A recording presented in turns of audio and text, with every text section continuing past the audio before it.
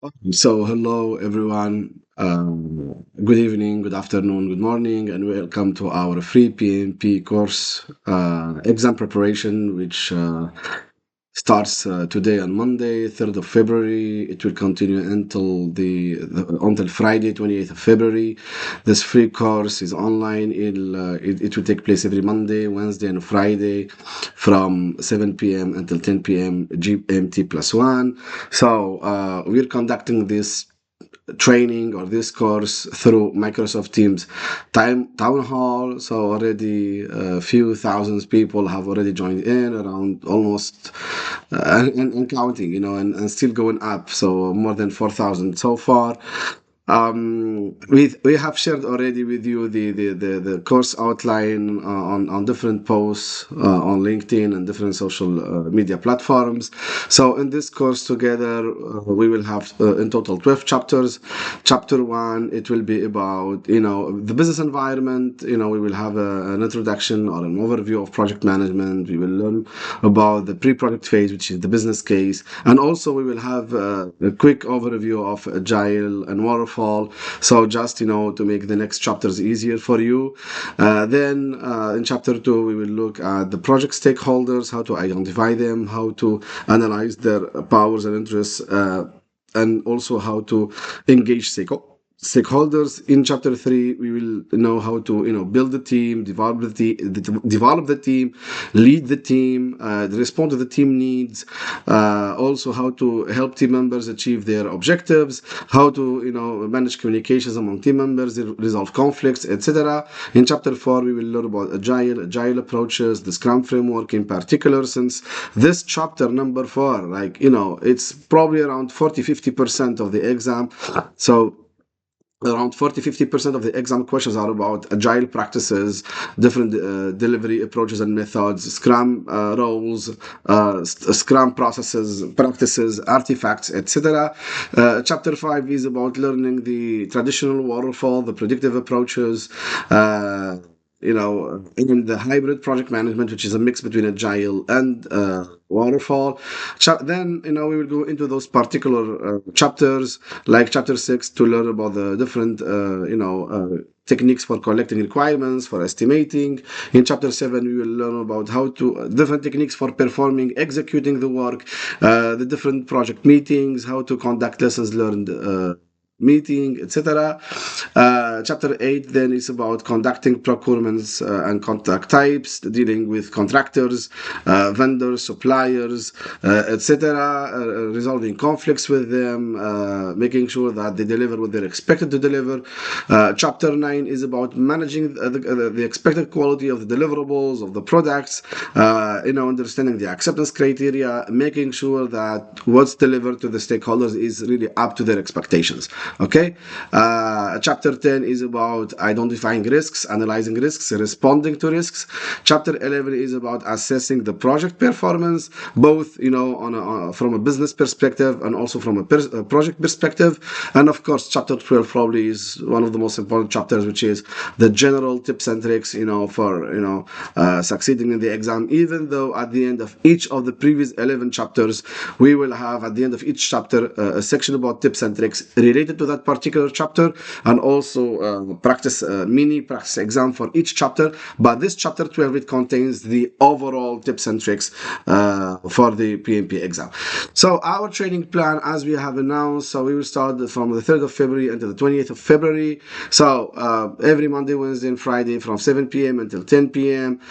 For each session, we will have a 15-minute break around 8:30 p.m. GMT plus one.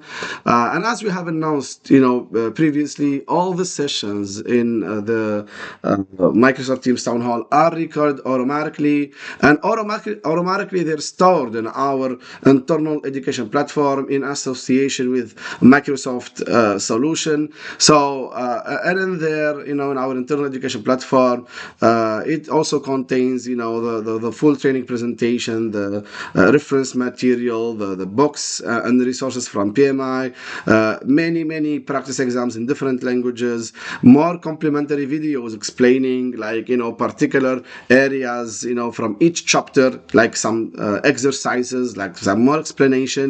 Also, we have a quizzes stored in there, and, a how-to guide, which is probably a very important guide. How-to guide, really, like it's got the how-to guide probably is a very essential, I think, material of ours, because it really tells you step by step how to succeed in the PMP exam in a nutshell, like really in a summary.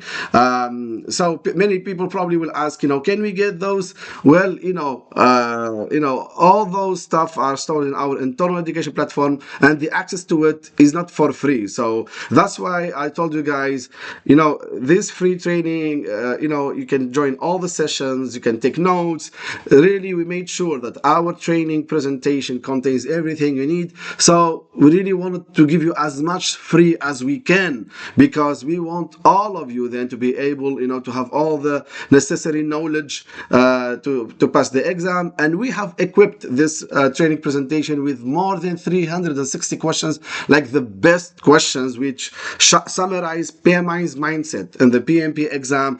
So you won't be looking anywhere else. Plus, we decided to give you a chance to get 2 more full exams. So 2 more 360 questions.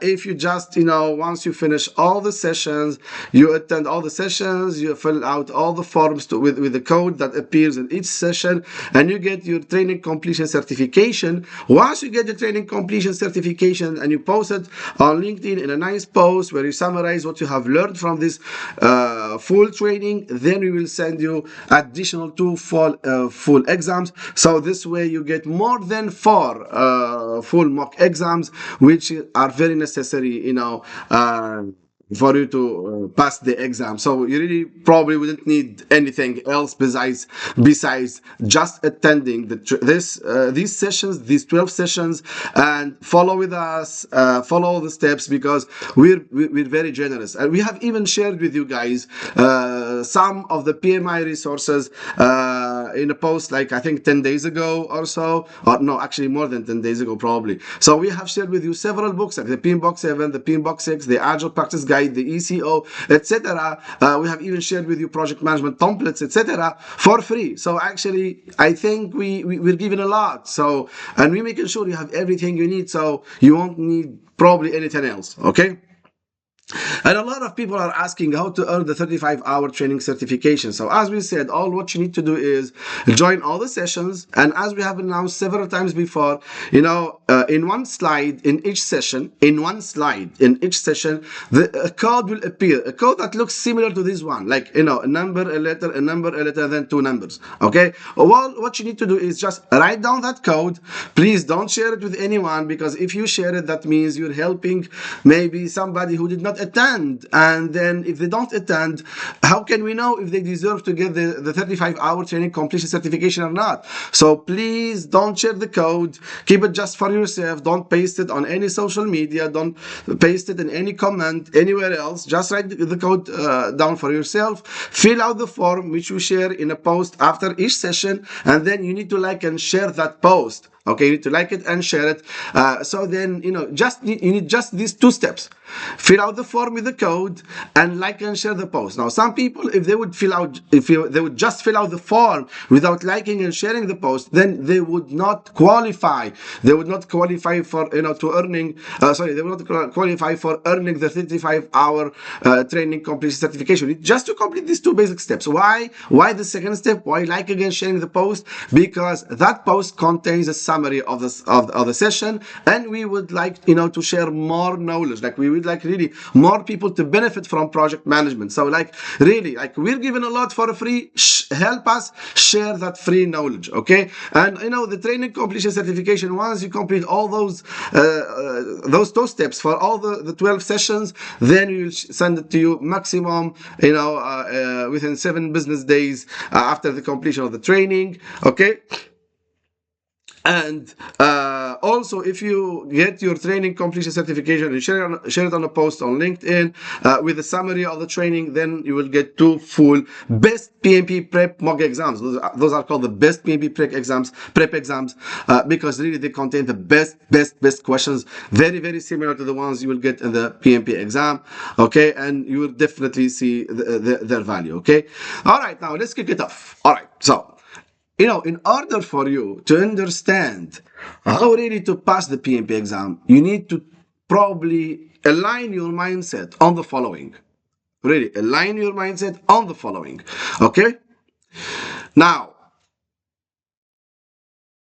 PMI has tried to reflect the best practices they have in the world of project management in their PMP questions. So really, the easiest way for you to pass the exam is to acquire that mindset, is to learn PMI's best practices in the way how, to study project idea, initiate a project, plan a project, deal with the teams, manage the project, execute the work, control the performance, deal with the stakeholders, align with the company strategies, use the different tools and techniques, the recommended tools and techniques, templates, okay, from PMI. So really, it's true that some questions in the PMP exam, you can answer them based on your real experience, but most of the questions you need to answer them according to PMI's mindset. And this is what we will do in this free course together. What we will do is we will share with you, how to practice project management according to PMI's mindset, and at the same time, how to answer the different scenarios and the different questions according to PMI's mindset. So this way we will make sure that things are really easy for you. So this course really contains everything you need to pass the exam. Now, first of all, let's have an introduction to the PMP. Now, what's a PMP? PMP, it stands for Project Management Professional, which means anyone who's practicing project management tools, techniques, using templates, practicing the different steps, etc. So that's what the PMP is about. PMP as a certification is not just or only for the project managers or program managers. It's actually for everyone. It can be a project coordinator, it can be a manager, a division leader, it can be a team member of a project. You just need, to be part of a project and you have practiced project management. Of course, our students, most of the time, we try to help them think or rethink or reshape their role to understand that actually they were leading that project or they were leading part of that project, okay, and therefore they qualify to be like a project coordinator or a project manager. Doesn't matter what your role in the contract is, like within your company, or what really like your relationship with the company, but what matters is you're somebody who's practicing project management, whether as a project manager, as a project coordinator, or as a project team member.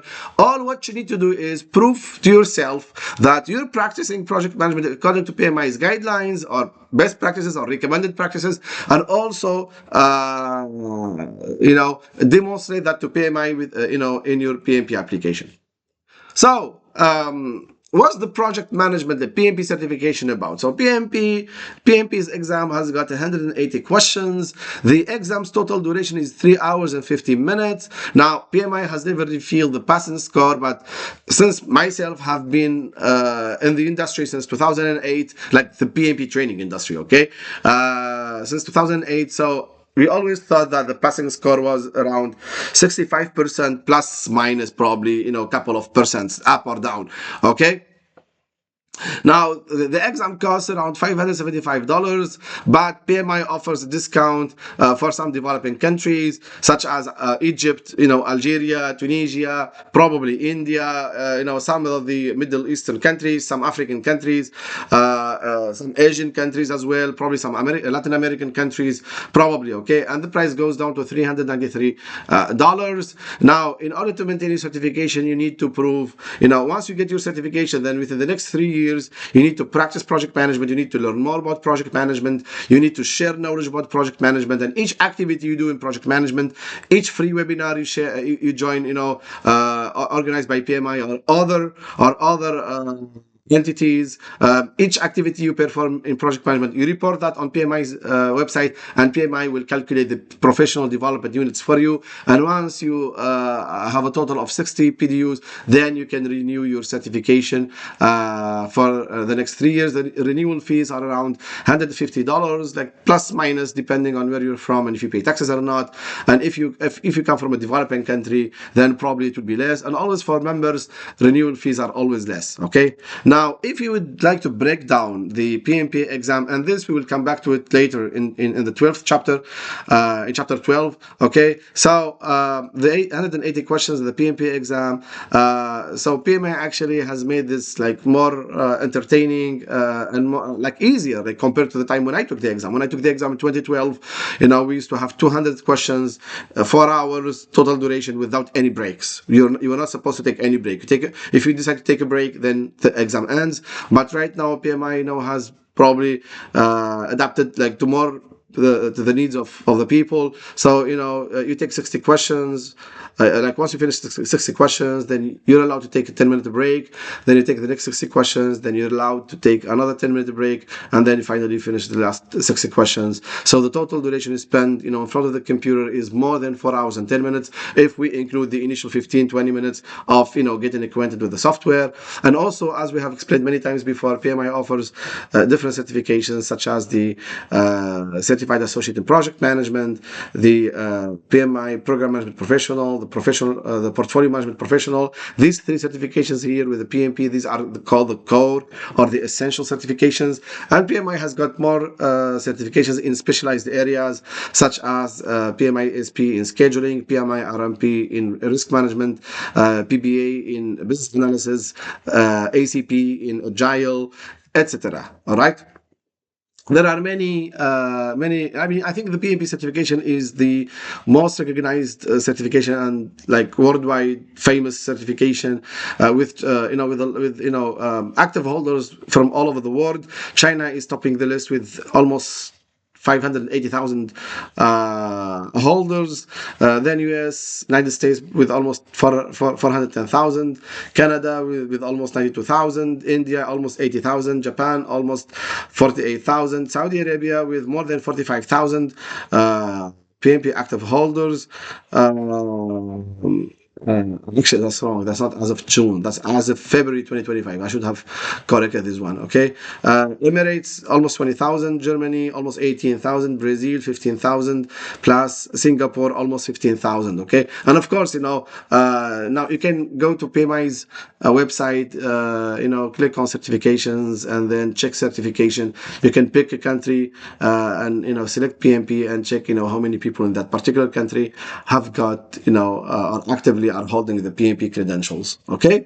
Now, people ask, what does it take, to submit or, to apply for the PMP application, PMP exam? Actually, if you have a high school diploma or an associate's degree, which is 2 years university, 2 years college, all what you need to do is prove that you have 5 years of experience, of professional experience, practicing project management techniques within the last 8 years. Now, a lot of people say, you know what? I have never been a project manager. I have never been in projects. And we tell them, no, you're wrong. Because once you join this training, once you learn what the project is, what are the project management activities, then you will figure out, you would say, oh, actually, you know what? Yes, I did participate in conflict resolution.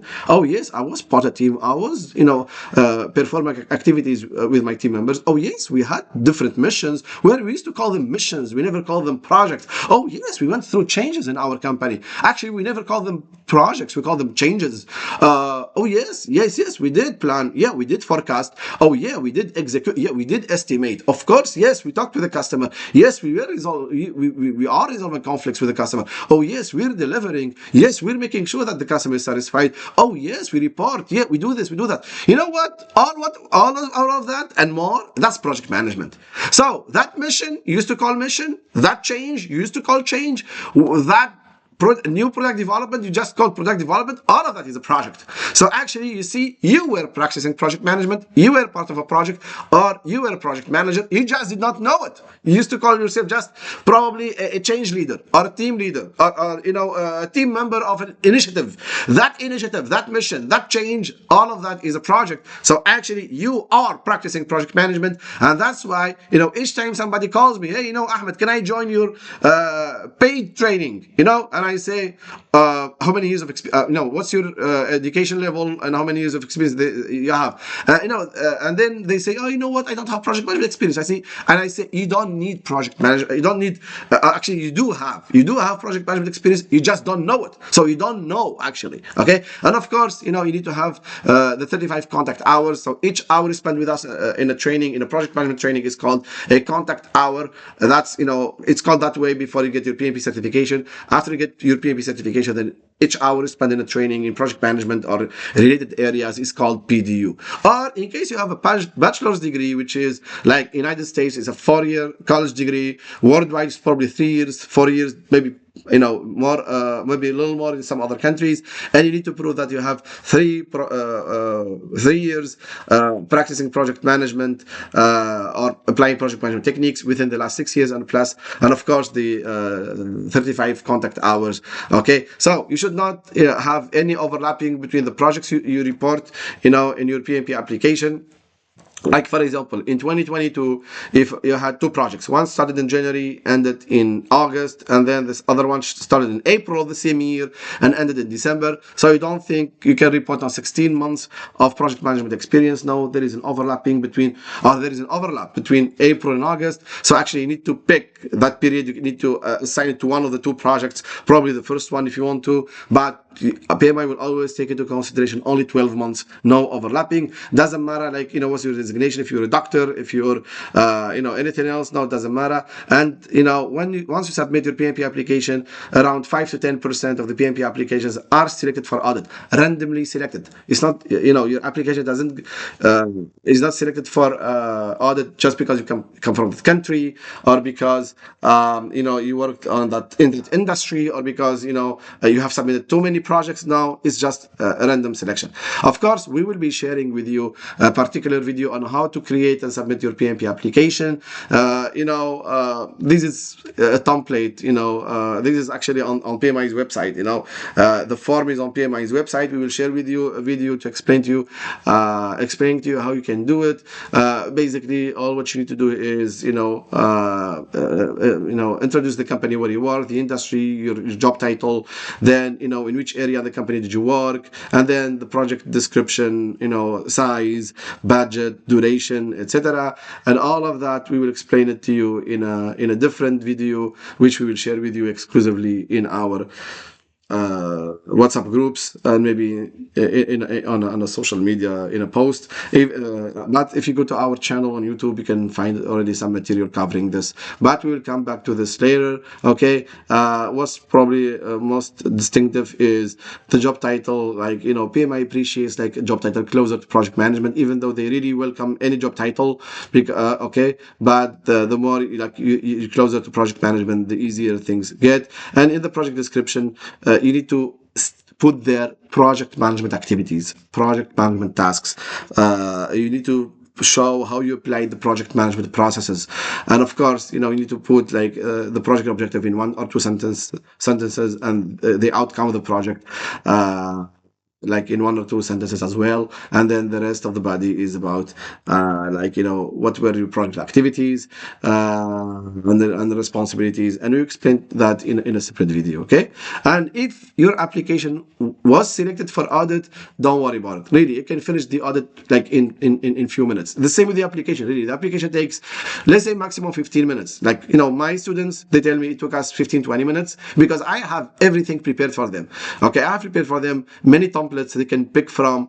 I have in the video which made things easier for them. So it's the same for you guys. I will be doing that. My objective is to make your life easier. And if you were selected for audit, again, we have a video explaining how you can perform the audit. It's quite easy to perform the audit. All what you need to do is upload your diploma in the link which PMI sends you, upload, or on PMI's platform, actually on PMI's website, you can upload your diploma, you can upload your training certification, and you just need to add the contact of your colleague or your manager or your sponsor or your client. For each particular project you worked on, they will receive an email, and in that email they just need to confirm that you have worked on that project, and they just need to sign electronically. So it really, I know people who finished the audit process in like 15-20 minutes, because they got their colleague prepared, or whoever like was they put as a reference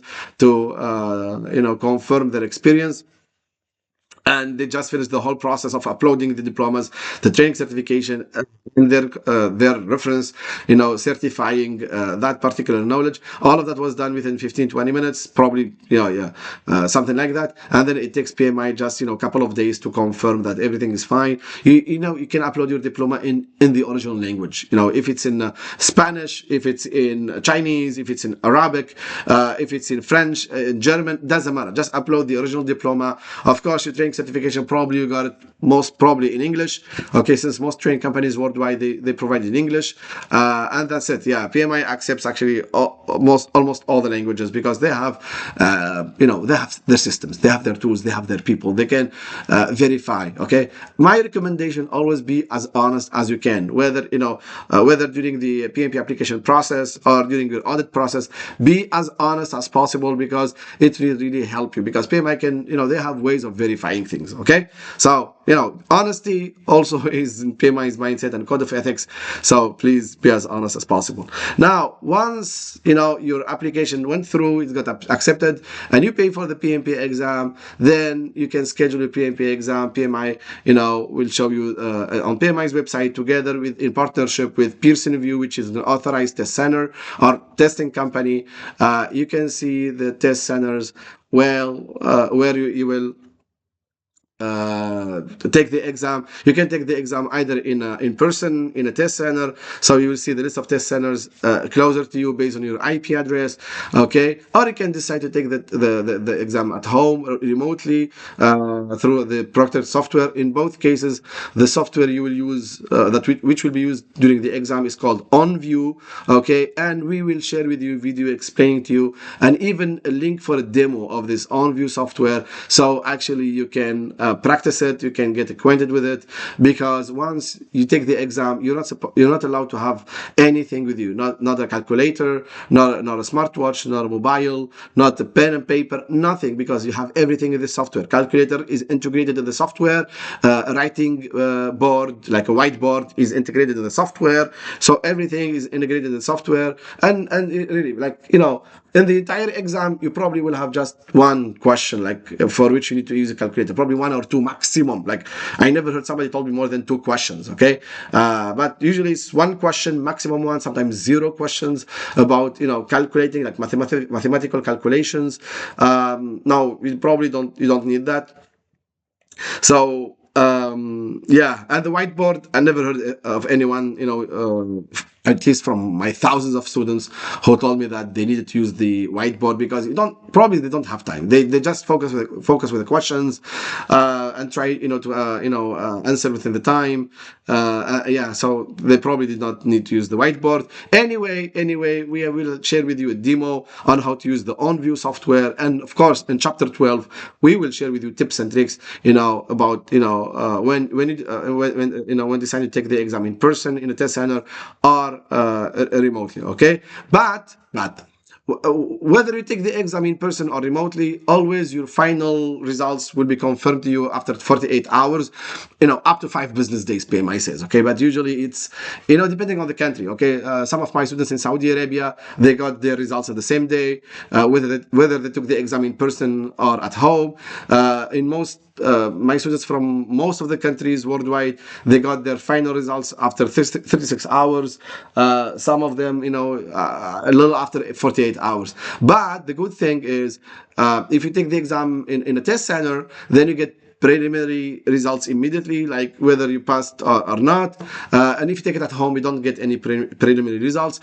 Before September 2023, PMI used to release the results immediately, but because of some cases of cheating, mainly by people taking the exam at home, because they connected through some software with some remote teacher who helped them answer the questions correctly. So PMI has become like stricter in terms of security, and they really need to make sure that it's you who took the exam, like you as a person, like your face matches like your ID, your photo on the ID, and also that you took it by yourself. So they will like through their AI, they will see if your eyes, your concentration, and everything was really like fitting with the exam, the text displayed in front of you, etc. And it's not somebody logging remotely on your computer and taking the exam instead of you. So, but don't worry about it, guys. 99.99% of the time, your preliminary results were confirmed. So don't worry about it. Really, I never heard, no one of my students, no one from my students actually, had their passing results cancelled. I heard of it happening to some of other people who were not my students, but really I heard of just one or two people. That's it. Yeah, that's it. But but don't worry about it. Like if you're fine, go be honest, answer the best you could. Don't answer too fast. We will talk about all of that in chapter 12. Okay, so I told you that chapter 12 is a very, very important chapter. Okay. The PMP exam, of course, is based on the ECO. The ECO is the examination content outline. It explains or describes the content of the PMP exam. Now, officially, the PMP exam is split, into three domains. The first domain is the process domain, which is more than half of the exam, like half of the exam actually. 50% of the questions in the exam, 90 questions are about processes, waterfall, agile, and hybrid processes. 42% of the questions in the exam are about people practices like leadership, emotional intelligence, engaging stakeholders, resolving conflicts, communicating with team members, developing team members, etc. And 8% of the questions in the exam are about business environment, the enterprise environmental factors, political environment, regulations, compliance, achieving business results, making profit, understanding the market, etc. Okay, and the ECO breaks down the tasks, or actually the practices you need to know, for in each domain. So in the business domain, we have four main tasks you need to know and to practice as a project manager. In the people domain, we have 14 tasks, and in the process domain, we have 17 tasks. And of course, in our training, we will explain all of these tasks to you guys, and you have everything you need in this training. Well, PMI says that half of the questions in the exam are about agile practices and half are about predictive and hybrid, even though most of our students tell us that more than half of the questions in the PMP exam were about the agile approaches. Okay, like 60 to 80% sometimes. Okay, that was their perception, okay, to be honest. Okay, but we will see you don't worry about it, because in this training you will have everything you need, so you really don't need to worry about it. But for you to something very important for you to remember is that the PMP exam is not based only on the PMBOK. Now, many people think that the PMP exam is based on the PMBOK guide. Actually, not. PMI states a list of 10 books on which the PMP exam is based. It calls them the reference list, the exam reference list.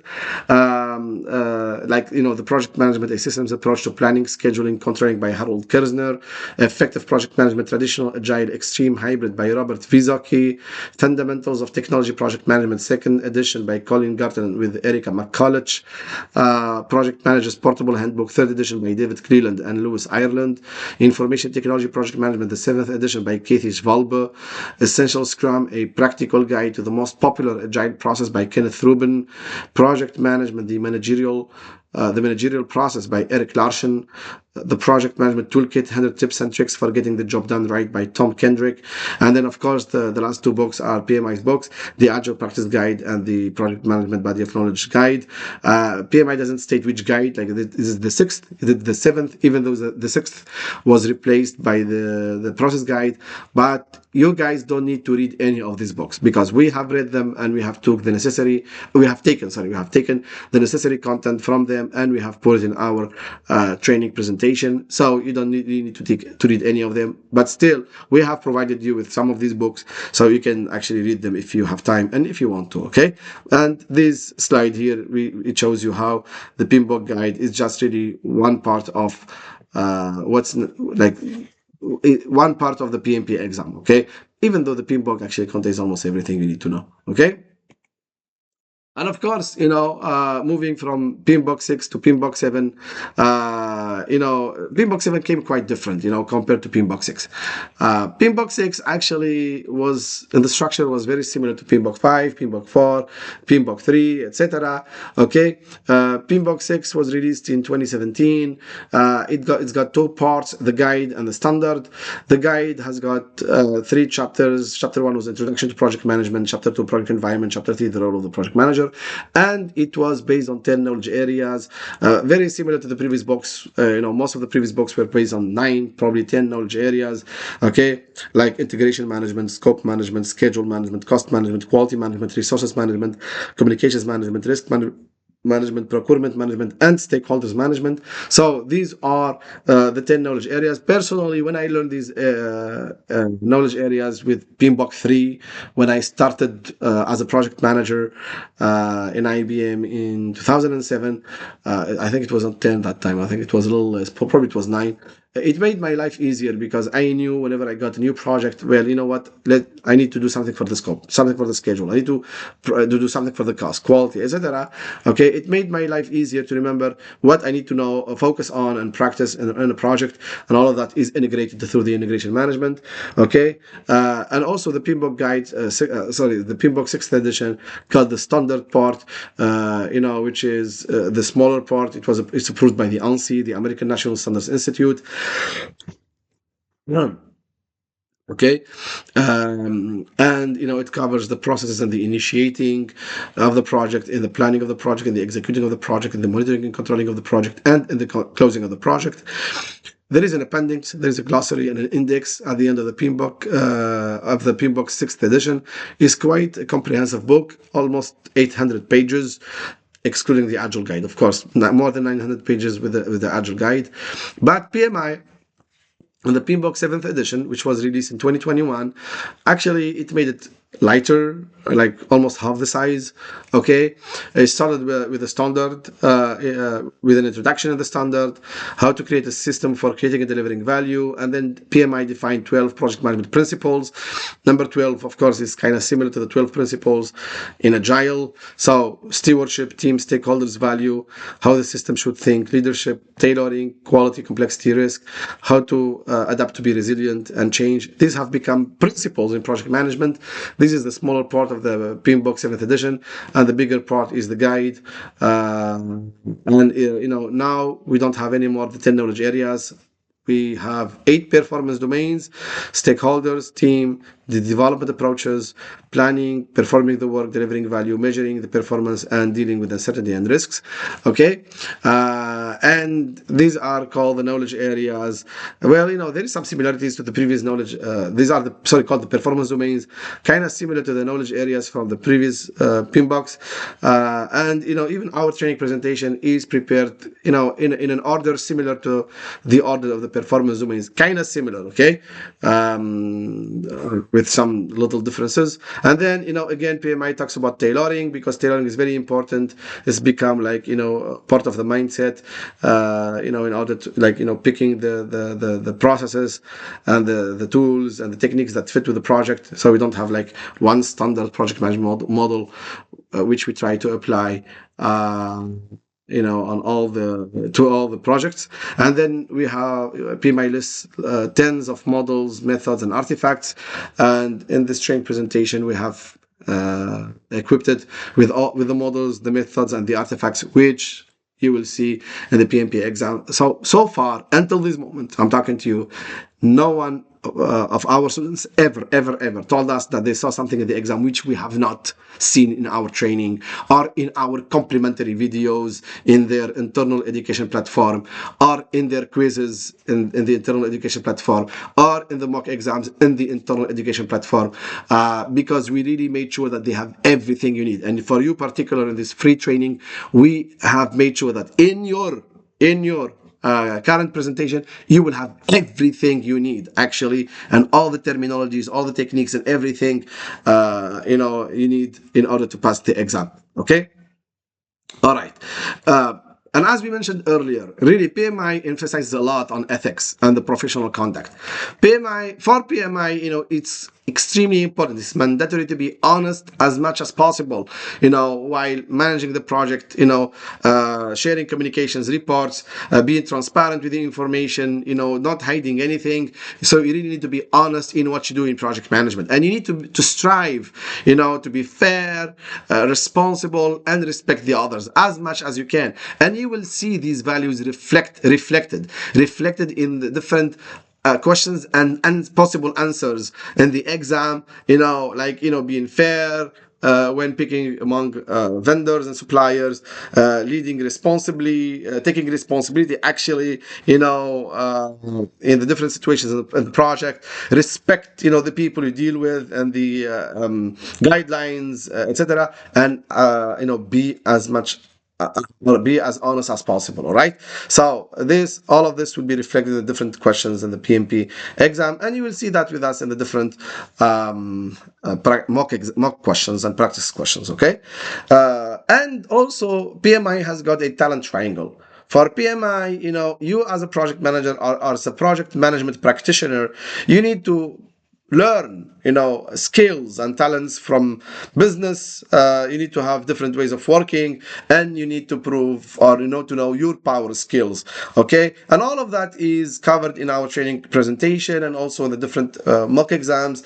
So in business acumen, you really need to understand how to make profit and make value for the company and for your stakeholders.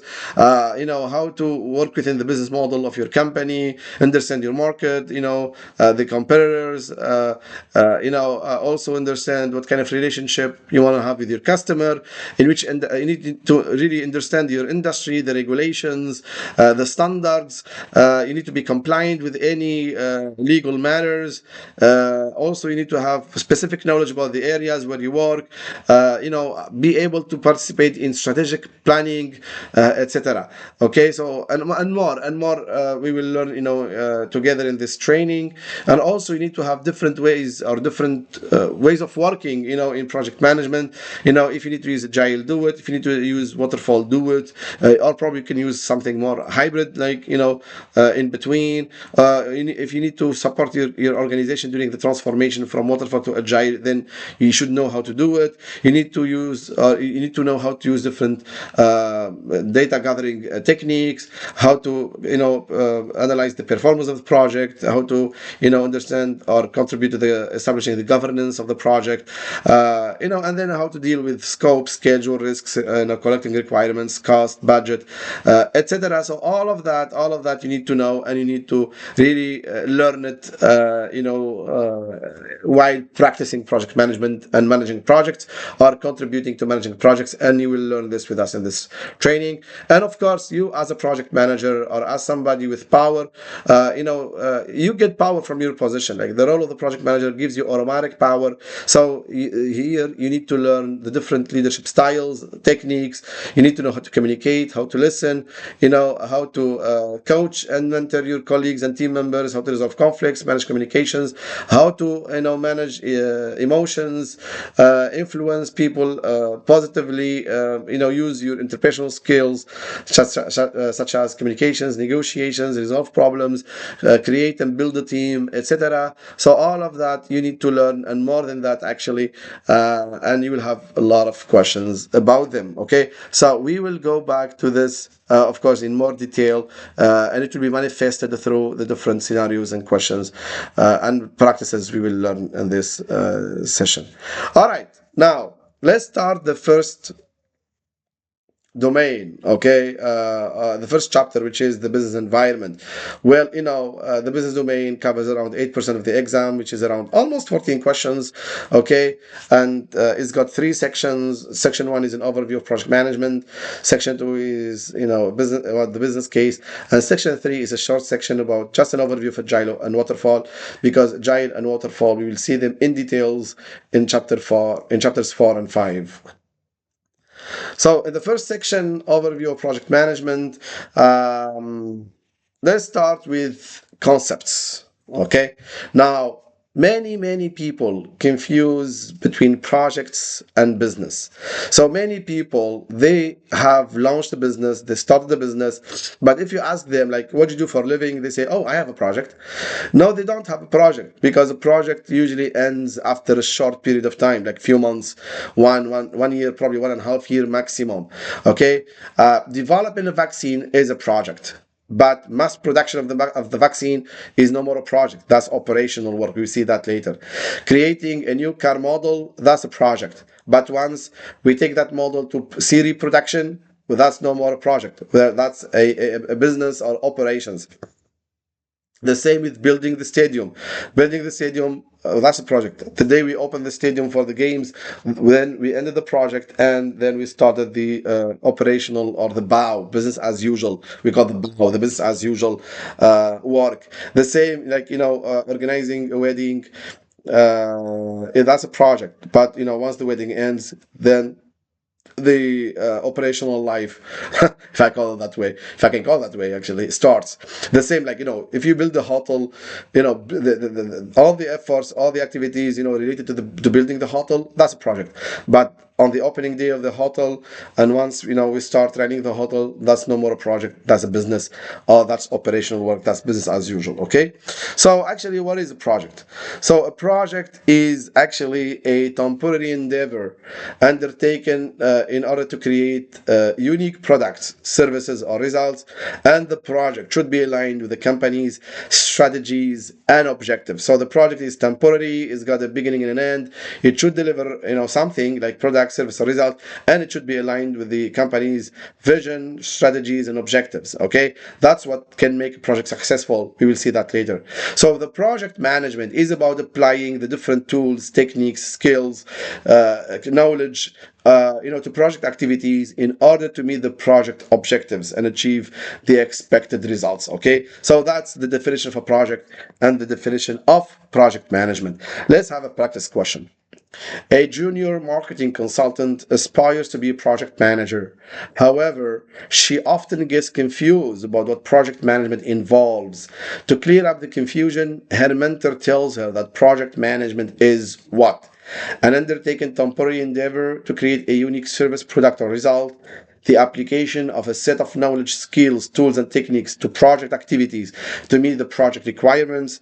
The collection of programs that have been grouped to achieve strategic business goals, or an organizational structure that aims to standardize project-related governance processes. Now, here we're looking for the definition of project management. Now, answer A, that defines the project, which is the temporary endeavor. Okay. Answer C, that defines a portfolio, which is the collection of programs and activities, to achieve business goals. Answer D, that's just an organization structure, can be PMO or a similar structure. So actually, the right answer here is answer B. So the application of a set of knowledge, skills, tools, and techniques to project activities to meet the project requirements. That's the definition of project management. And something very important for me, guys, to explain to you, which is um, in the PMP exam, most of the questions are depicting the scenario where you work in an organization, you're managing a project in an organization, which means you're an employee of employee, or maybe it doesn't matter if employee or like on a fixed contract or not, but you're part of an organization. Your organization is undertaking a change. That change is supposed, like, to achieve higher business value, in order to reach a future state which is better than the current state. Better means probably a newer product, better processes, improve the quality, fixed issues, etc. But most of the questions in the PMP exam, that's what I need you to remember, is that are covering, a situation where you work in an organization and you have a project in that organization. Okay, usually in an organization, whenever we have a change, and that change usually exceeds, let's say, 4 weeks of work. I don't know. Don't ask me where I came up with the 4 week period. It's a long story on PMI's website. Okay, then that change will be handled in a form of a project. Okay, and always moving from the current state to a future state. Means we're looking for improvement, and that improvement will be mainly about achieving higher business value. The business value can be financial gain, like maybe trying to acquire new customers, maybe achieve some social benefits, maybe try to beat the competition, be the first to market, maybe make some improvements on existing products or services, complying with regulations. It can be anything really. Okay, whatever is defined as a business value, but remember that the project should always deliver business value, and a project is a catalyst for change. Okay, and when managing the project, and mainly, especially in the past 20 years, 25 years, it's always good to use an information system, like a project management information system, PMIS, which is like a set of tools. It can be software, it can be different systems used by the project managers in order to facilitate the work, make it easier for them to, plan the project, monitor the project, control the activities, have some real-time data, automated reporting, and even some collaborative features, in order to support the decision making. So probably in my time, one of the most important PMIS systems is the Microsoft project. Then in the last 10 years, probably is Primavera. We also use Jira and similar software and tools in the world of Agile mainly. But using the PMIS is important and is part of PMI's recommendations, while managing a project. Let's have a question. A project manager is overseeing a large-scale infrastructure project with multiple stakeholders and a high volume of project data. The project team is struggling to keep track of project schedules, resource allocation, and risk documentation. How should the project manager address this issue? Use a project management information system, PMIS, to centralize project data, automate reporting, and improve collaboration. Assign a dedicated team to manually track project data and send daily updates to the team. Rely on verbal communication and regular meetings to share project updates and resolve issues. Create multiple spreadsheets to store project data and share them via email with stakeholders. Now, what's the situation here in this question? We have a large scale project, many stakeholders, high volume, large volume of data. So here the team has got issues. They need like an easier way how to, centralize all of that and manage it. Now, having a dedicated team member to manually tracking the project data and sending daily updates, that's exhausting. That's not even efficient, not effective at all. Okay, relying on verbal communication, that's bad because people tend to forget things, change their opinions, etc. So it will not really help, relying just on verbal communication. And creating multiple spreadsheets, that's kind of an additional manual work. And again, sharing them via email, that's not the best way. The best way is really to have a centralized PMIS where people, can access it easily. They can, have some automated reporting and improve their collaboration. That's the best way, how to handle such a large scale project, and not just large scale projects, even all sizes of projects. Okay, and it's very important to understand the difference between a project and operations, because we have mentioned earlier that people confuse between projects and businesses. And again, people also tend to confuse between projects and operations, are mainly what is supposed to be project related activities. People actually don't treat that as project, they treat it as operations. Okay, so we have already defined the project. We said that it's temporary, it's got to start an end date. In a project, we have usually heterogeneous teams, like people coming from different specialties. So their specialties, they complete each other, and the project ends when the objectives are met. However, the operations, these are ongoing and repetitive activities carried out by homogeneous teams, like people of the same specialty, working in the same area. The purpose of the operations is to maintain the business, like the standard production of products and services, okay, maintaining the status quo. So that's the difference between projects and operations. We can have different examples to better understand this. So if, constructing a hotel, that's a project, but once we start managing the hotel, that's operations. Of course, in the operations we can then have other projects like for improvement, for changes, etc. But generally, managing a hotel or managing a business, that's operations. Arranging for a conference like this one we're having together, this free PMP training. Well, we started that like around 5 weeks ago. We started as a project. It will end probably, after we finish the whole training and you people get the certifications, and also, so that's a project. But for you attending this training, that's probably operational work, because you will be attending, um, you know, uh, the different sessions. Okay, opening a new shop, that's probably one of the biggest mistakes people make. When people have a shop and you ask them what they do in life, they say, "Oh, we have a project." No, all the activities carried out to open the shop, that's a project. Like, defining what you would be selling, renting the place, preparing the place, hiring the people, buying the merchandise which you will be selling later on, doing all the legal work, etc. That all of those activities, those are called project activities. But once you open the shop for selling and for performing the work, the activities, then you're running the shop, and that's operational work. So running the shop, day-to-day activities, that's operational work. But opening the shop, that's a project. And the example which I really like to use the most is about like building a new car model. Building a new car model, that's a project. The moment we reach the final decision from the management on this final model state, and they say, yes, that's the model we'd like to have. Now let's produce it in series. In that moment, the project ends with the approval of the management, and moving that new car model to production in series, that's operational work. So please remember the difference between projects and operations, guys, is very important for you at work. Okay, even though in the PMP exam there will be just probably 1 or 2 questions about operations, but in your current work you need to understand the difference between projects and operations. Let's have a couple of questions. During a training session, and in order to clearly explain what a project can be, a project management coach gave their trainees the following example: saving an endangered species of rhinos from extinction, a weekly cleanup of the local park, a shoe factory that produces 1,000 pairs monthly, preparing pasta for your family every Monday. Now, which one of these is an example of a project? Now, answer B has got the aspect of repetition, like weekly cleanup.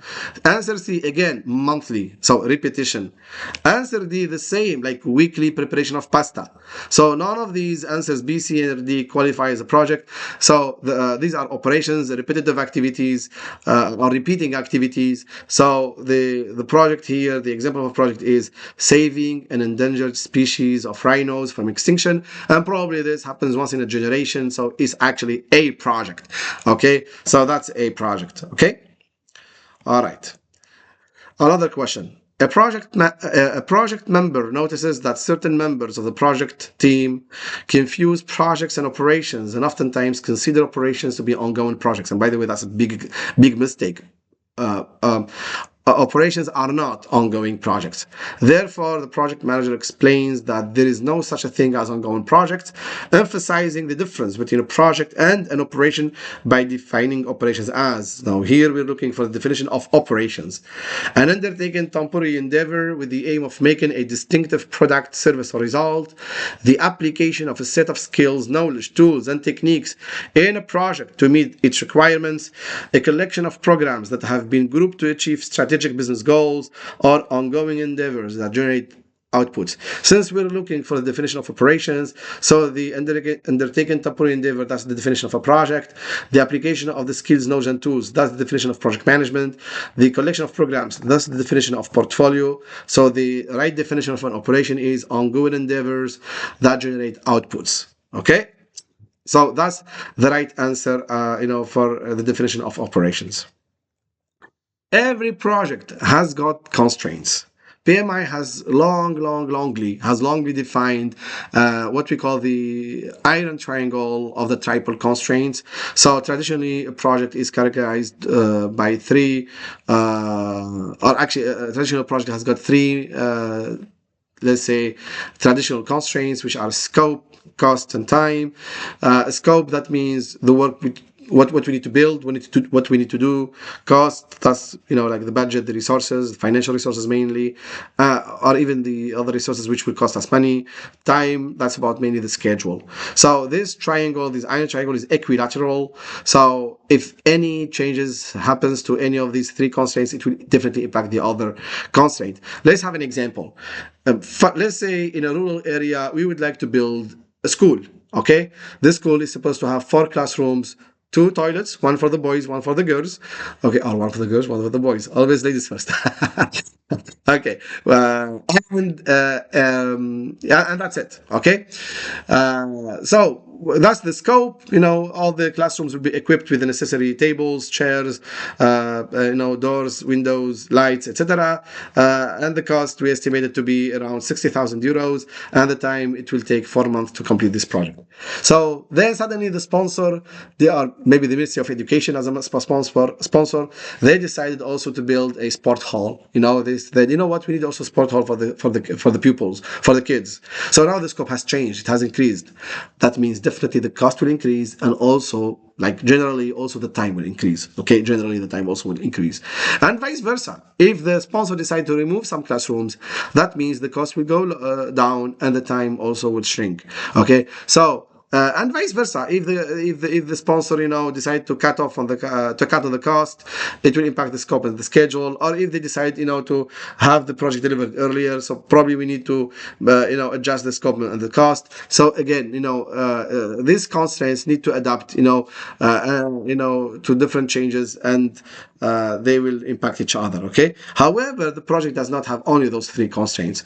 Okay, actually there are more competing constraints, such as quality, risks, resources, customer satisfaction, legal requirements, technology, etc. Because these managing the project within these constraints, it definitely will, you as a project manager, you need to pay attention, because all of these constraints, they form or create sort of a limitation. So you should really pay attention to the risks. That's a constraint. Make sure that you create the deliverables in the expected quality. That's a risk. Managing the project within the allotted resources, again, that's a constraint. Sorry, that's a constraint, etc. So you need to pay attention to these competing constraints while managing the project. Okay. And as we have said earlier, the project, a project can deliver various deliverables. So deliverables can be equipment, can be document, a book, a report, maybe digital solution, an application, a mobile app, software, maybe a service, for example, a marketing service. Okay, a result like efficiency improvement, for example. That's an example of a delivered result. Okay. However, you need to make sure that when applicable, your project deliverables are compliant with any regulations. Okay, you need to comply with, and in order to know if the project is successful or not, you as a project manager, you need to know your project success criteria upfront, right before starting the project. Your project sponsor, your project key stakeholders need to define in the governance of the project what they consider as success criteria. But the most famous success criteria are, completing the project within the various constraints, and that's not just scope, cost, and time, and also delivering value, achieving the project objectives, like, delivering value value to the requesters, making sure that the project is really directly contributing to the organization's business goals and strategy, and definitely having a satisfied customer or a sponsor. Okay, so these are considered some of the main and most important success criteria. But again, as I said, in the project governance, the project sponsor, maybe the management, maybe the key stakeholders, they will define what they consider as success criteria, and you need to know them in advance, like upfront. Okay. And remember something very important, something really, really important, okay? That your project is supposed to achieve benefits, to make benefits, for the requesters, for your organization, etc. So, in most of the projects, there is a benefits management plan created, which is, it's a document which outlines, what are the project benefits, whether tangible or intangible, how, they will be, how they will be performed, executed, measured, tracked, reported on, and sustained even after the project completion. Okay, so this the benefits management plan, it ensures that whatever the project delivers, it will contribute to the value, it will create value, to the organization, and usually the benefits management plan is created during the initiation phase of the project, and it is a living document, so it remains even after the end of the project. Okay, and there are seven steps in the benefits management plan. First, you need to know your target benefits, make sure it's strategically aligned with the company's objectives, define who are the benefits owners, so then you can report directly to them on the different benefits. what are what measurement? Sorry, guys. What are the measurement criteria? If there are any assumptions and risks, you need to pay attention to how you're going to achieve these benefits, and then how are you going to monitor them and report on them. Okay, so these are your 7 steps, to managing your project benefits or expected benefits. Let's have a question. A company has initiated a project to implement an enterprise resource planning ERP system. The sponsor asks the project manager to ensure that the expected benefits are tracked even after the project closure. Which document should the project manager refer to for tracking these benefits? Business case, project charter, benefits management plan, or the work breakdown structure. Okay, well, the situation here is the sponsor wants to ensure that the expected benefits are actually being tracked even after the project closure, and that's done through the benefits management plan, not in the business case, even though the business case does indicate what are the expected benefits, not in the project charter. No, that's a different document. We will see it in section 1.3, and definitely not the WBS. That's more of a planning tool. We will see it later. Okay. Let's have another question. A project manager is executing a project to improve the efficiency of a company's supply chain operations. The project sponsor is concerned about whether the project will deliver the intended cost savings after implementation. What should the project manager do to address this concern? Review the benefits management plan to confirm how benefits will be tracked. Conduct a stakeholder analysis to determine if the benefits are still needed. Modify the project scope to ensure the expected benefits are delivered. Or inform the sponsor that benefits tracking is not part of the project execution. Now, here we have a concerned sponsor. They want to know if the project will deliver the intended value benefits, which is now in the form of a cost savings. Okay, so how to address this? Let me tell you upfront. There are some answers which can be eliminated according to PMI's mindset.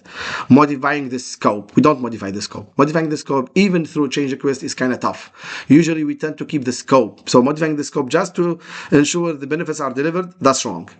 Telling the sponsor that we don't track benefits, it's not part of the project work, that's even wrong. Okay, that's also wrong. Sorry, that's also wrong. So CRD are out. And then, trying to analyze whether with the stakeholders, whether, the benefits are still needed, that doesn't make any sense. So actually, what you need to do as a project manager is to review the benefits management plan and, assure the sponsor that you know what are the expected benefits, you know how to achieve them, and you know how to track them. Okay, that's, the answer. Now, um, since we are in the world of project management, then we need to talk about PMO, the Project Management Office. The Project Management Office is an entity which governs project management within the organization. The PMO, it provides the training, the mentoring, the coaching. It ensures compliance with project management standards, policies, and procedures. It performs project audits to ensure that they're following the guidelines, the methodologies being applied, and also the PMO oversees sometimes the projects overall. Project managers sometimes report to the PMO. So the PMO is the governing body of the project management function in an organization. PMI tried, to come up with a different terminology in the agile world, which is a VDO, a Value Delivery Office. But probably they gave up on that because so far we almost haven't seen that in any exam, PMP exam. Probably once, it was probably once or twice. Okay, but because PMO historically comes from traditional organizations, but PMO adapts actually to all types of organizations. So we probably now the word that remains is PMO. Okay, and there are three types of PMO. There is a supportive PMO with a low degree of control on the projects and on the project managers. The supportive PMO provides the training to the project managers on the methodology of project management, the templates, provides lessons learned from previous projects, and also best practices in order to help the project managers know how to manage the project. Okay, there's sort of a consultative role or supportive role. Okay, there is a controlling PMO with a moderate degree of control. The controlling PMO, they make sure that the project management work in the project is compliant with the organizational practices, guidelines, that all the documentations have got the necessary approvals. They're stored in the place where they need to be stored. Okay, they also try to check the project performance, etc. So that's a controlling PMO. And the third type of PMO is the directive PMO with a high degree of control. Usually, a directive PMO is the one who assigns the project managers directly. The project managers report to these directive PMO. Sometimes the directive PMO can take over projects like troubled projects, delayed projects, or they can manage projects directly. Okay, so these are the three types of PMO. And oftentimes at the PMP exam, you see that sometimes PMO is involved in the project in some areas of the project. Okay, here are the three types of PMO which you need to know. Let's have a question. Sergio is a newly assigned project manager in a construction firm. He's been assigned to establish a PMO in the organization to provide the project's team members with required templates, training, access to information, and lessons learned. According to the mentioned degree of control, the PMO here is considered to be what? Coordinator, supportive, controlling, or directive. So what does Sergio do here? Providing the team members with templates, training, and access to information, and also lessons learned from previous projects. So here we're talking about a supportive PMO, definitely. Not a controlling PMO, not a directive PMO, and definitely there is no such a coordinator PMO. And in each organization, applying project management depends really on the organization structure type. There are more than 10 structure types, but we will focus here on the three main ones, which you might see in the PMP exam, even though the PMP exam most of the questions are considering you being in a projectized organization. There are a couple of questions about some functional or weak matrix organizations. Now, what's a functional organization? A functional organization is an organization where project management does not have as much importance as operational work. So usually there is a functional manager who can be like a team leader, department manager, division leader, etc., who is deciding, for most of the parts of the project. And even if there is a project manager, their role is part-time. They're more sort of a coordinator mainly, okay? But the functional manager is the one who decides, on the resources, on budget, on key decisions in the project, okay? So in a functional organization, the project manager doesn't have authority. Resources primary focus are operational work, not the project. Okay, and there is not really project management administrative stuff like support, etc. On the other hand, there is the project-oriented organizations, like the projectized organizations. These are organizations where the project manager enjoys high authority. They manage the budget. Resources primary focus are the project, not any other type of work. The project manager mainly is working as a full-time, and the same with any project management support resources. Okay, and most of the PMP questions, I can tell you, like maybe 177 questions, maybe 178 questions are assuming that you work in a projectized or the project manager are describing projects in a projectized organization. And there is this matrix organization, with the three types, like a weak matrix organization, kind of similar to the functional one, a strong matrix organization, kind of are closer to the projectized one, and a balanced matrix, which is a mix where functional managers and project managers, they share the project together. Okay. In case your organization would like to move from functional or weak matrix to a stronger project, or to more of a project oriented organization, you need to support them with this transformation, and even with any other transformation, like from waterfall to agile, for example. Let's have a question. In a weak matrix organization, employees work across multiple projects and with various departments within the company to increase employee interaction and promote teamwork spirit. In the event that traditional employees are needed, who is in charge of the hiring process under this matrix? The project manager, the sponsor, the project team, or the functional manager? Now, we're talking about the weak matrix organization, so definitely, the one with the highest power is the functional manager in a project. So the functional manager is the one responsible for hiring team members for the project. Okay. A new project manager was excited to lead the project for the first time. However, their enthusiasm faded away as soon as they realized that, despite their position, they had limited control over the project. In which type of organization would the project manager have the most control as a project manager? Projectized organization, weak matrix organization, balanced matrix organization, or strong matrix organization? Now, this question is a trap here, because if when people read the scenario, they think, oh, you know what, this project manager is disappointed because they have limited control on the project. Okay, so this is a functional or a weak matrix. No, actually, the question is asking about something different. It says, in which type of organization would the PM have the most control? Now here now is action. Actually, the question is asking about the opposite of what's described in the scenario. So the type of organization where the project manager has got the most power and control is a projectized organization, definitely. The project manager should know the different factors and assets surrounding his project, his organization, and which probably he needs to use or pay attention to. Now, enterprise environmental factors (EEFs), these are the different conditions surrounding the organization, from its political, ecological, economical, technological, legal, and social environments. So the market condition, the different regulations, the organization type and culture, any governmental and industry standards, probably the technological infrastructure available. These are all called enterprise environmental factors. Even the project management information system, okay, we would consider it, as part of the enterprise environmental factors. So these are all like conditions surrounding the organization and the project, which the project manager, which could influence the project.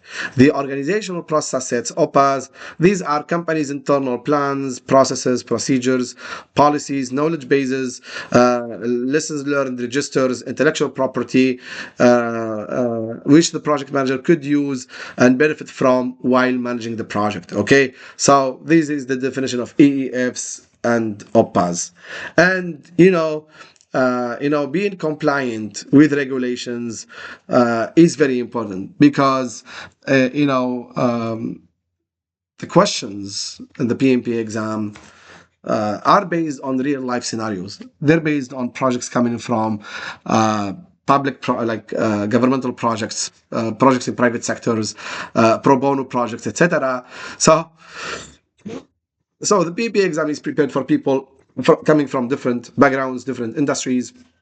So PMI knows that for a lot of people, there are industries which are regulated by some regulations. Okay, so compliance to these regulations is really mandatory. It's imposed because it comes from public authorities. Compliance is always prioritized. But however, in some other industries, or in some industries, there are some standards. Okay, some working standards, some best practices, but compliance with the standards is voluntary, is consensual, and PMI wants you to distinguish between regulations and standards, and wants you to always make sure that you understand that compliance with the regulations is a priority for both deliverables and contracts, and it must be reflected in them and prioritized. Okay, so keep in mind this because it's really, really important. Let's have a question. A senior software engineer has recently been assigned to manage a project using the Agile approach. To ensure that they successfully deliver the project, a project manager should first what? Identify all risks, determine all of the planning activities, define the project success criteria, or define quality metrics. Now, the question here is how to deliver the project successfully and what should be done considered first. Of course, identifying the risks is very important for the success of the project. The same with performing adequate planning activities, or knowing the acceptance criteria and the expected quality. But the first thing you need to do in order to deliver a project successfully is definitely knowing the project success criteria in advance. As we have explained earlier. Knowing it from and when it says define the project success criteria, it's not the project manager who defines it. Actually, you need to ensure that the success criteria has been defined, in the governance of the project or in any related documents by the sponsor, the management, the PMO, or the key stakeholders. Okay. Now, after we have defined the project, we also need to define what's a program and what's a portfolio. A program is a group of related projects, okay? So, for example, if we have a hotel that is 40 years old, okay, and this hotel is no more attractive, for the people. So the owners of the hotel may decide to make an investigation, and they found out that they haven't modernized the hotel, at all. So actually, they decided to launch a modernization program, or they thought that the absence of the hotel in the digital world, this is what has contributed to the decrease in the number of the people, visiting the hotel. So they launched this digitalization program. Okay. So they decided to have a first project of creating a hotel's website, a second project of creating the mobile app for the hotel so people can book, their stays, and the third project of installing a Wi-Fi connection in each section of the hotel in each room. So all of these projects come from the digital world, so they are kind of related and connected, so they can be managed in a program. A portfolio is always on a strategic level, is contributing directly or is reflecting directly the strategy of the organization, and a program or portfolio, is a group of unrelated projects and programs and any type of other work. Okay, so like the hotel owners, they can have a digitalization program. They can have another program for creating multiple sport premises, okay, but they can also have a project, for example, for building a new section, or another project for example, reserving part of the beach for them, because that's an entire project, to prepare everything, etc. So these are projects and programs which are not related, but they're managed, under a portfolio, for example. Okay, so that's the definition of a portfolio in a program, and we have already seen the definition of a project. A program is always managed by a program manager, and a portfolio is managed by the portfolio manager.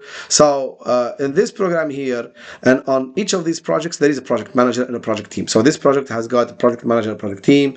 This project here, the same, it's got its own project manager, project team, and the same here. And the program manager is the one who oversees all of these projects, gets reporting from each of the project managers, and then consolidates all of those projects in a report on a program level. Okay, and the same with the portfolio manager. So that's how these work. Okay, let's have a few questions. After 8 years of experience in the same position, a project manager gets promoted to a portfolio manager role. So what's a portfolio?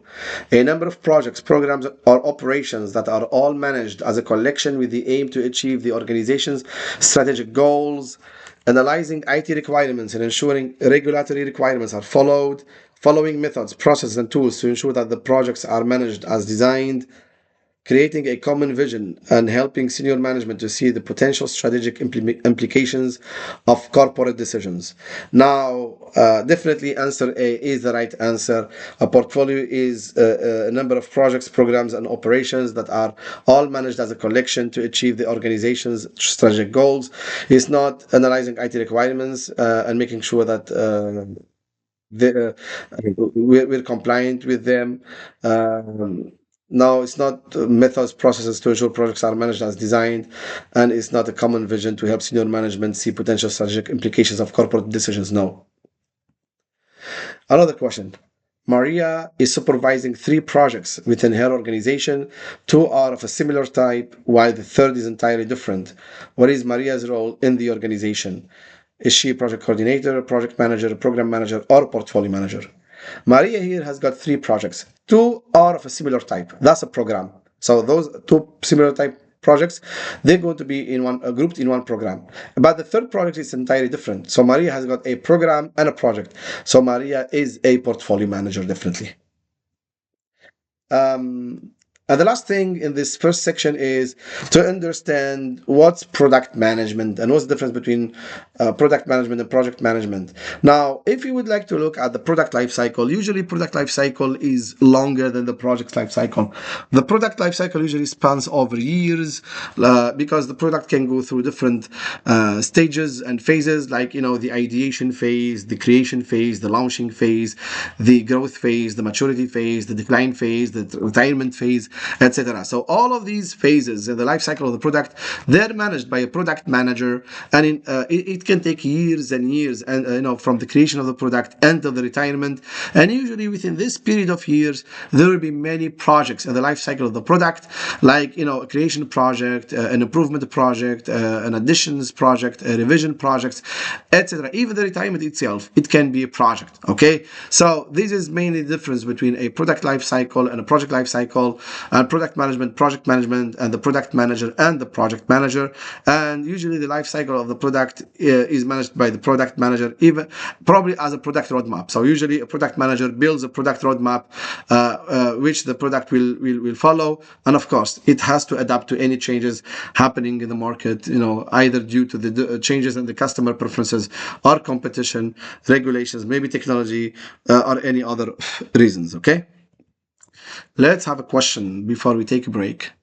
A hybrid project is using an iterative design process for product development. However, there are separate teams for designs and execution, which is causing concerns.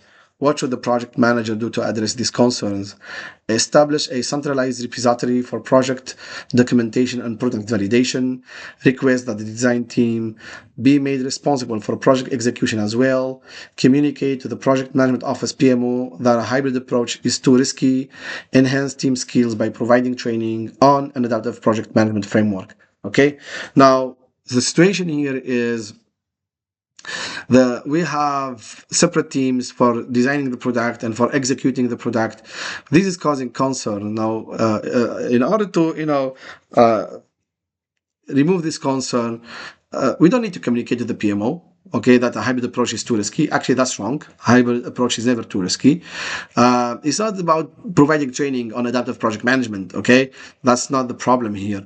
And asking the design team to be responsible for project execution as well, well, that's too risky. Actually, the best thing to do is let's establish a centralized repository where all the information is centralized, is shared among all the teams, so they can coordinate in an easier way, have access to project documentation, and have the product validation easier. Okay, that's the best thing to do. All right, so we have just finished our first section. Let's take a 15-minute break and then we can come back. All right, so guys, now let's move on to a very short section, which is the business case and the project launch section. Now, what's the business case and project launch section? Now, so far in the first section, we have seen an explanation or introduction to the world of project management. We saw the project definition, PMO, the types of organizations, difference between projects and operations, program portfolio, product management, project management. But in PMI's mindset, before launching a project, we need to have usually a study phase, which we call a pre-project work. Okay, usually, when, there is a need for a project, this need could come from a new idea, an innovation request, an opportunity in the market, a problem to solve, etc. Usually, such, reason could make the organization think such a need. Okay, such a need could be a reason, for the organization to think of launching a project. But before launching a project, PMI asks you to conduct a study, a feasibility study, or different studies, which we can call a business case. Okay, so a business case actually is a group of studies undertaken in a qualitative and quantitative manner in order to check if this idea really will contribute to the achievement of the company's strategy, if it's manifested through a project, okay, or in a project, in a form of project. Okay, and even in this business case here, we can also check if, or what are the expected benefits, how we will make them, and if there are the necessary conditions to make them, and it will be based on different assumptions and constraints. So actually, this is the entire and whole project life, if we can call it that way. So there is pre-project work, which is about studying the idea. If the idea gets approved, okay, the business case gets approved, then we can move to the project life cycle. Well, the project life cycle, we will see it in details in this training. We will have, usually the project goes through initiation, where we create a project charter, a planning phase, where we have, the project budget plan and all the sub plans, like scope, cost, schedule, etc. Then implementing the different activities, developing the work, and creating the deliverables. All of this is supervised by the monitoring and controlling phase. And once all the work is completed, the deliverables have been created, then we can move to the closure of the project, where we can have a correct administrative closure, document the lessons learned, from this project to be used in the next projects, release the team or assign them to different projects, and then hand over the deliverables to the requesters, like the customer, stakeholders, etc. And in some project contracts, or in some project types or industries, there can be sometimes some post-project work, like maybe handing over the deliverables to the operations, like the car model. The project was about creating a car model. Once the project is over, then we can handle the car model to the operations so they can produce it in series, or we can have some maintenance phase, maybe as agreed in the contract. Okay, but this is usually what's the entire life of an idea, how it starts with, from the assessment or analysis as an idea, then manifested in a project, through a project, and then even sometimes a post-project work. Okay, so actually, in the business case, we can have different studies. And usually these studies are conducted by a specialized team. The project manager is not necessarily part of that team. Okay, we can have a technical feasibility study, maybe some operational feasibility study, financial, economic feasibility study, organizational feasibility study, study of the environment of the company, like through the PESTEL, risk study, schedule study. Maybe also SWOT can be part of, can help us identify opportunities and threats, which are risks, also the internal positive and negative factors, etc. So these studies should not be just descriptive. They should be qualitative and quantitative at the same time, because then we need to make some objective decisions on the idea, whether it should or it can move forward, become a project or not. But definitely, in order to have a project that is based on solid grounds, you need to know your customer. What are your customers' pains? What are the um, not expected, but what are the wished gains?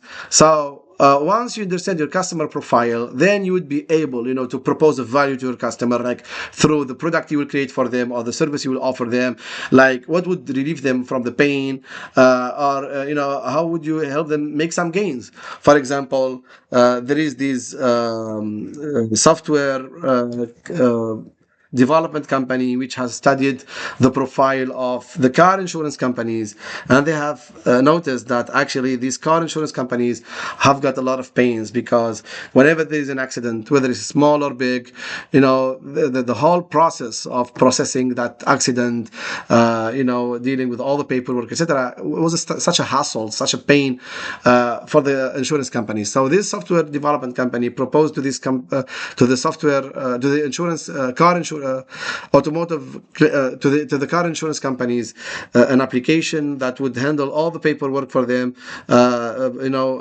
follow up with the status of the driver, the car, and make everything automated for them, and would save them around 75% of the time, and also the cost, because the insurance companies don't have anymore to have that large number of people working, on processing all the accidents. So that was a value proposition for these insurance companies, and that value came after a long observation and study of the customer profiles. So whatever product or service your company would like to build, it must be based on the customer profile, understanding what are their needs really, because what you need to focus on is really creating something of value for the customer, and not something they wouldn't benefit from. Okay, let's have a question. A project manager has just been assigned to a project to build new software for a client. All the requirements have been gathered. What should the project manager tell the team members to focus on? Reducing costs for the customer, delivering value to the customer, working together as a team, finishing the project on schedule. Now, probably all of these are important. Okay, definitely finishing the project on schedule is very important. Working together as a team is really, really important. Reducing cost, I wouldn't really agree with that. It's not necessarily not reducing the cost does not necessarily make the customer happy, because if we have agreed on a budget, then we need to stick to that budget. But what the team should focus on the most is really creating and delivering value to the customer, because that's what really matters the most. Okay, like the most, and then all the others, they're also important, but making sure that we deliver customer value to the customer is really, really important.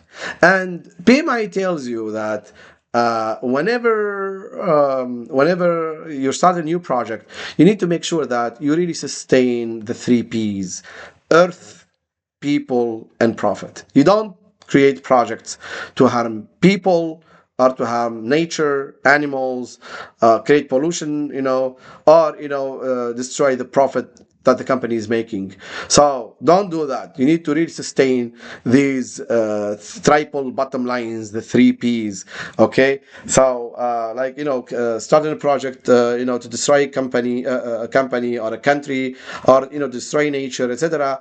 That's not in PMI's code of ethics and professional conduct, and really you should not do that. And I think, guys, this slide here in particular, number 59, is quite important for you. Okay, and you probably know why.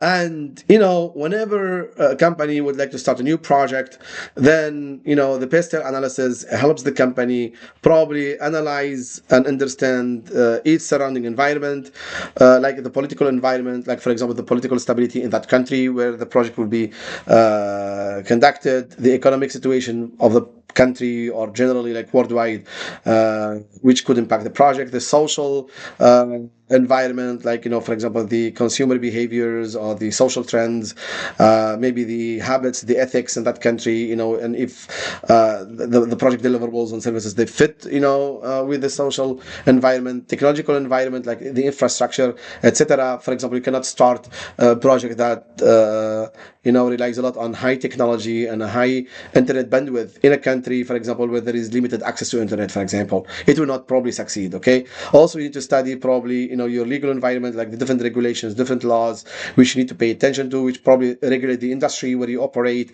or related to labor, etc.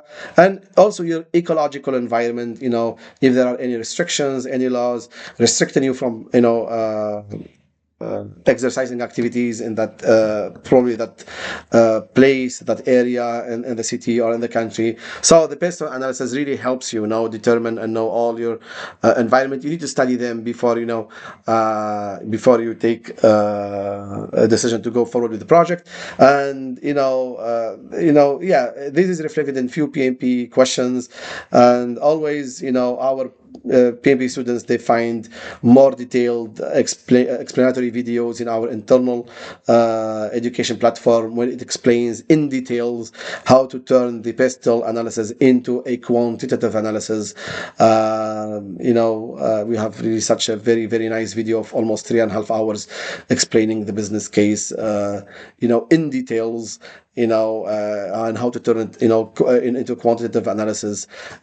Quite helpful. People really love that video always whenever they watched it in our internal education platform. Okay, and also, when we're studying a new idea, whether of a new project idea, whether it's a technology project or not, it's always good, to know our positive and negative factors, whether internally or externally. So if we look at our internal positive factors when studying a new idea, it means we're looking at our strengths, okay? Like, for example, we have knowledgeable staff, so we have the necessary people in house. We have the necessary knowledge in house. So actually, that probably could be a strength for us to go ahead and proceed with this idea.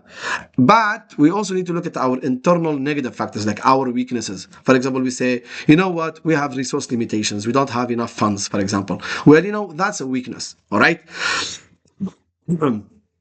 And also, we need to look at the external factors, like, the external positive factors, like the potential opportunities, like the probable opportunities. Like we say, you know what? Well, it looks like there is a high demand in the market, for such a solution. Well, you know what? This constitutes an opportunity, for example, for our product idea. But also, we need to look at the external negative factors, which are the threats. Okay, potential threats, like things that could happen that could impact the project negatively. Like, for example, oh, you know what? There might be new regulations coming out soon, maybe. Okay, and if they come out soon, they will impact us negatively. For example, so conducting the SWOT analysis is really important, not just for studying technology projects, but also can be a source of risk identification, and it helps a lot. Knowing whether we should proceed with this project idea or not. And again, really, we in our complementary videos in our internal education platform, we have very good videos which explain how to turn the the SWOT analysis into a quantitative analysis, which is quite a good one. Okay. Let's have a question. A project manager is in the early stages of project planning and wants to analyze the internal strengths and weaknesses of project team, as well as external opportunities and threats that may impact project success. Which tool should the project manager use? Risk register, SWOT analysis, probability and impact matrix, or Monte Carlo analysis?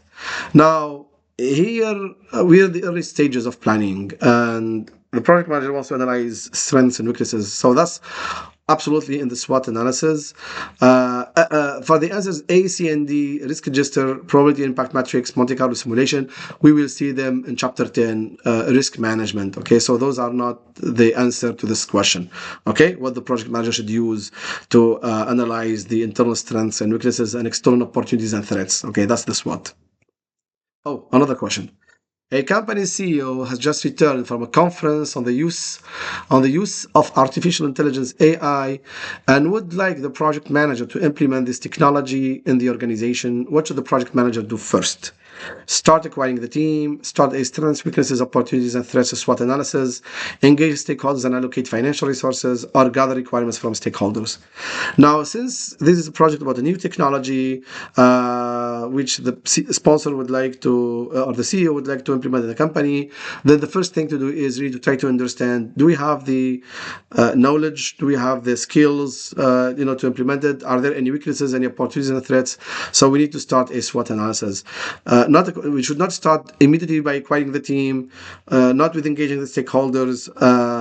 Gathering the requirements are important, but first we need to conduct a SWOT analysis. Okay. Now, since the project is part of a company, and companies have different business models, so the business model, it defines, what are the company activities, which customers or customer segments the company focuses on, what are the key resources the company is using, what kind of value the company is proposing to the customers, what kind of contacts it will have, if there are any key partners, what are the distribution channels, how the company will, have revenue, what are the revenue streams, what is the company's cost structure. All of this, for example, can be presented by the company using this tool called the BMC, the Business Model Canva. And the project manager should understand the company's business model so they can know, their project and their project deliverables and the project objectives, how would they fit within into the company's business model and contribute to the company's success and achievement of business goals. Okay, so yeah, your project as a project manager is not isolated from the company's business model. It should really fit within the company's business model. So you really need to also have that kind of business acumen. This is part of the business acumen talents that you need to have as a project manager. And when you're studying a project idea, you probably can have more than one idea to study. You can have multiple ideas because you need to compare among these alternatives and make sure you really pick the idea that fits the best the company's objectives and strategies. Okay, so what you need to do, your company will probably, somebody specialized in your company will create what we call a decision matrix.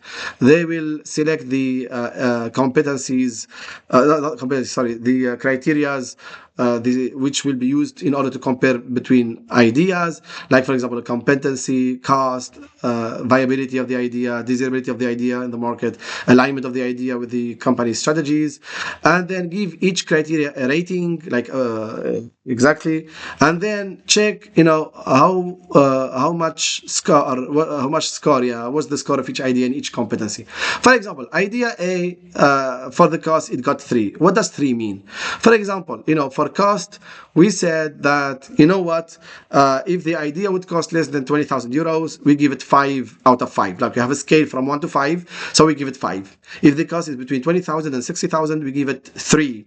And if the cost, to realize this idea would cost more than 60,000 euros, we give it 1. So when we calculated or estimated the idea, the cost for idea A, we found is 50,000. So 50,000 is between 20,000 and 60,000. That means idea A will get 3. Well, 3 multiplied by the criteria rating of cost, that's 12. Okay, and then the same goes for the rest of the competencies. So idea A got 1 in competency, multiplied by 3, that's 3. 3 in cost multiplied by 4, that's 12. 3 in viability. For example, what does viability mean? We have set a scale. If the idea will live for more than 5 years, it gets 5. If it will live between 2 and 4 years, it gets 3. But if it will live for less than 1 year, because maybe the technology will change later, or whatever, or the laws will change, then it gets 1. So we estimate that our idea A will live for 4 years. So it gets 3. 3 times 5, that's 15. In disability, it got 1 times 4, that's 4. And in alignment with the company's strategies and objectives, it got 1 times 2, that's 2.